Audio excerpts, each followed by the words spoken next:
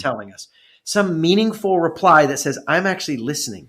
Because otherwise, I made this big sacrifice, and it's like I threw my information in a black hole, right? Like, gee, I hope they do something. What if it takes 30 seconds or less, and then we reply, hey, we're listening to you. This matters. This becomes a radical. Now, level 3 is you don't just do this. You have somebody on your staff, somebody in the ministry, maybe even a volunteer, but doesn't have to be a big, expensive thing.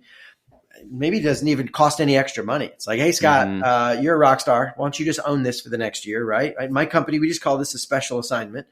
And they send the survey every month. They compile the answers, and then they get to sit in the leadership team. You pick a rising leader, do some leadership development, right? Don't just do this is a double whammy. I get to learn about my members, and I get to develop a leader. So that young leader gets to take this stuff. And every month they sit down with your leadership team and they say, here's what they said. And what do you want the next set of questions to be? And you get 15 minutes of FaceTime with the team to talk about the ministry and what God's doing. And it gets really fun. You can have some standard questions you want to ask regularly, but you could also do stuff like, hey, we're going to be doing a sermon series on this. Let's ask questions about that for a couple months. And then we'll bring those answers into the sermon series. And they're like, oh man, I remember that. He's talking about it. Like the ability to have real insight on what's going on in their life, to process and follow up. And you can ask questions about spiritual practice, not just, demographic stuff. Like, hey, how often have you been reading your Bible this past month? Just in the last 30 days, how many times? 1 time, 0, once a week, right? Multiple times. And then everyone clicks an option. And then you can say, hey, here's what's actually our people doing. You can make it anonymous if you feel like that makes people safer. That's often an easier way to start. There's some pros and cons to having people put their names on it, but you got to only do that in a high trust scenario. So all I have to say, like, forget all the other tactical things. One of the other big mistakes people make is they guess. They're like, I'm alone in my prayer closet. I'm up in the ivory tower, and I think I know what our people are doing. Why don't you just ask them? Again, let's go back to Jesus. If anyone could say, I don't need to actually ask the question, right? He gets to say that. Yeah. And how many times did he walk up to people and say, one of the more powerful Jesus questions in the New Testament, he comes up to a blind man and he says, what do you want me to do for you? Yep. Now, you might say, like, this is, pardon the pun, blindingly obvious, right? Like, I know what you want. Hello. But I think there's a profound moment where God could say, I know what you need.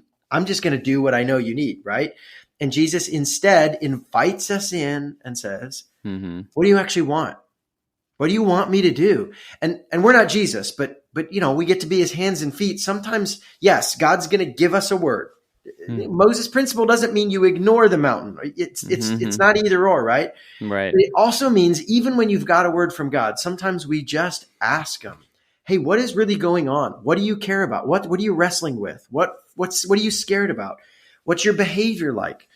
And you'd start getting into some totally different ministry conversations if you go from guessing to real member insight. Do you really know, or do you just have data?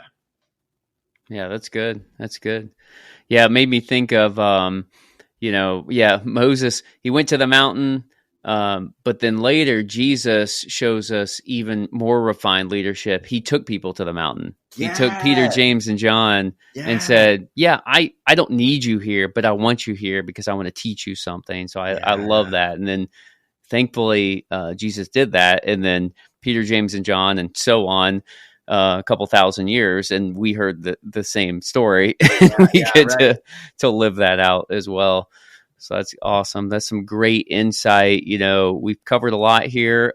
Is there anything else, you want to hammer home, or, and also definitely how can people get connected with you and stay connected? And I'll definitely put all the links and everything like that in the show notes and all that. But yeah, just any kind of parting notes as we begin to wrap it up.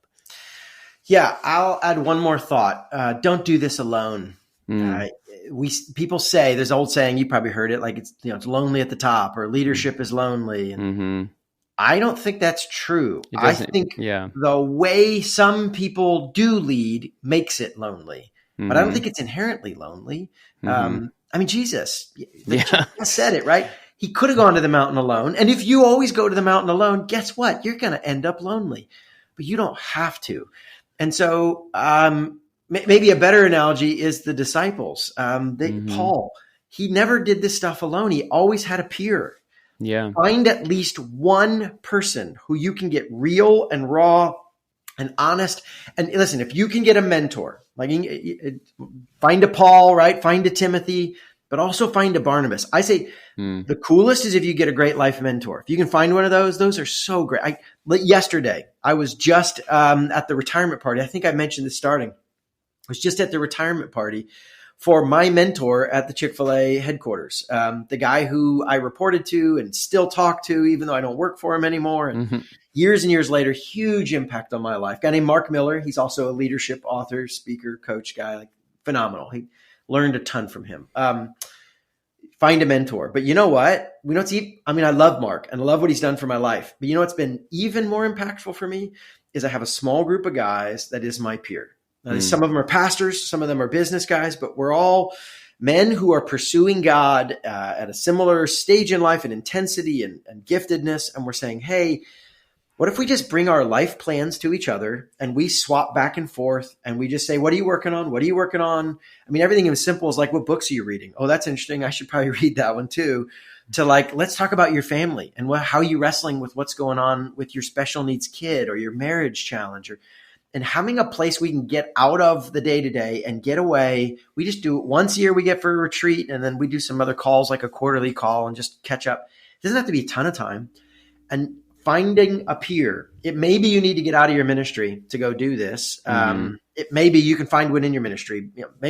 My first early days, the friend that I found that did this, we clicked and years of and then my friend suddenly was like, I can't even take credit for it. He did it. He was like, we keep saying these are the best conversations we have. Why don't we do this regularly? Why are we waiting till we run into each other and that was the best 3-hour lunch, right? Why don't we just start doing this on purpose? And it changed my life, man. And by the way, he was living 4 states away at the time. It was not convenient. So we started doing phone calls and find a peer. Don't be on the mountain alone. You can do this. Now, if you want to hear any more of my stuff, I've got a podcast as well. I just started. So learning the ropes, trying to learn from guys like Scott here who are doing great. And so you can find my podcast and my newsletter and the book and my company and all that stuff. Is the easiest way to find that is scottwozniak.com. That's www.scott, and the last name is Wozniak. So scottwozniak.com has all my links and stuff. You can kind of see the latest. So this is my 4th book. My first book is explicitly for church leaders. And then the other 3 books are more broad leaders in multiple genres. So everybody needs to just get the whole set. Just get them all. Definitely get the newest one. But that's going to be exciting. I'm excited what God's doing, in you and through you, and just building up people. That is close to my heart, of course, to pour into. I kind of say it as simply as this, because people hear discipleship. I don't know. That sounds complicated. Just pour your life into somebody else. Whatever God's given you, just give it. What I've noticed is it's almost like a spigot. Once you open it up, all of a sudden more water just keeps flowing to you also. It actually, the more you do, the more you get. It gets really cool. Yeah. So that's great. That's awesome. Thanks, brother. And thanks for what you're doing. We need more of this. There's a huge, I think there's a lot of men and women who have a heart to truly serve God, and they just don't know how to make that happen. You want to talk about lonely frustration, is having a big vision and not having the skills to make that come to life. Yeah. So, man, the world needs what you're doing. Thanks, brother. Keep it up. Love it. Well, thanks for coming on, and I hope you have a great launch of your book and everything like that, and we'll direct people to it. So thanks for coming on. You've been listening to Requip Ministries, and thanks so much for listening. And go ahead, head on over to our website for more resources. That's requip.org, re-quip.org. And you can always connect with me on social media as well. And until next time, we hope you follow the command to always be prepared for action.